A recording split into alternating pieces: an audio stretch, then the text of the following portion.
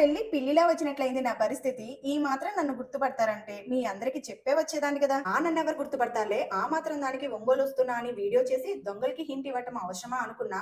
అందుకే ఎవరికి చెప్పకుండా 3 రోజులే ఒంగోలులో ఉండి హైదరాబాద్ వచ్చేసా. ఈసారి ఒంగోలు వస్తే గనక మీకు ముందుగానే చెప్పి వస్తానండి. అప్పుడు ఎవరైనా కలవాలనుకున్న వాళ్ళు మా ఇంటికి రండి, లేకపోతే నేనే మీ ఇంటికి వచ్చేస్తా. సరే వీడియోలోకి వెళ్దామా. తుపాకుల వారి పెండ్లి పిలుపు. మా కుటుంబంలో 8 సంవత్సరాల తర్వాత పెళ్లి పిలుపు.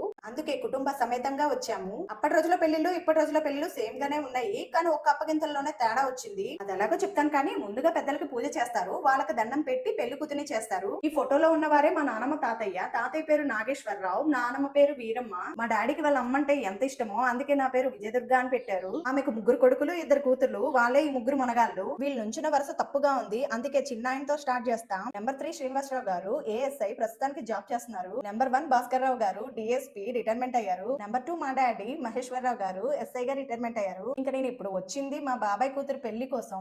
సరే పెళ్లి కూతురుని చేశాక గౌరీదేవి పూజ బాగా జరిగింది. నెక్స్ట్ ఈవినింగ్ హల్దీ చేశారు, బాగా ఎంజాయ్ చేశాను, అందుకే వీడియో మిస్ అయింది. ఇంకా తర్వాత ప్రతానం. యాదవ్లో పెద్ద వయసు ఉన్నవారు ఈ ప్రతానం పెట్టి ఓపెన్ చేస్తారు, పెళ్లి కొడుకు వాళ్ళు ఈ ప్రతానం పెట్టి పంపిస్తారు. ఇంకా తంతంతా అయిపోయిన తర్వాత నెక్స్ట్ డే మార్నింగ్ పెళ్లి. సరే ఇందాక అప్పగింతల తేడా వచ్చింది అన్నాను కదా, అదేంటంటే ఈ రోజుల్లో ఉద్యోగ పరంగా అబ్బాయి కూడా అమ్మా నాన్నను వదిలి దూరంగా ఉంటున్నాడు. అమ్మాయే కాదు అమ్మా నాన్నను మిస్ అయ్యేది, అబ్బాయి కూడా మిస్ అవుతున్నాడు. అందుకే అమ్మాయిలు ఏడవలసిన పని లేదు, వాళ్ళు కూడా మనతో పాటు పుట్టింటిని వదిలిపెట్టి వచ్చేస్తారు. అయినా ఆ రోజుల్లో ఫోన్ లేక ఒక ఉత్తరం ఒక కోసం ఎదురు చూడాల్సి వచ్చేది, కానీ ఇప్పుడు అలా కాదు కదా. పొద్దున్న లేచిన దగ్గర నుండి వీడియో కాల్ చేసి అమ్మా నాన్నను చూసుకోవచ్చు. అందుకే ఈ ఆప్షన్ ఉందనే నాకు నా అప్పగింతలు అస్సలు ఏడుపు రాలేదు. నా విషయంలో ఇంకో ప్లస్ పాయింట్ ఏంటంటే మా అత్తగారి ఇల్లు చిన్నప్పటి నుండి తిరిగి నిల్లే.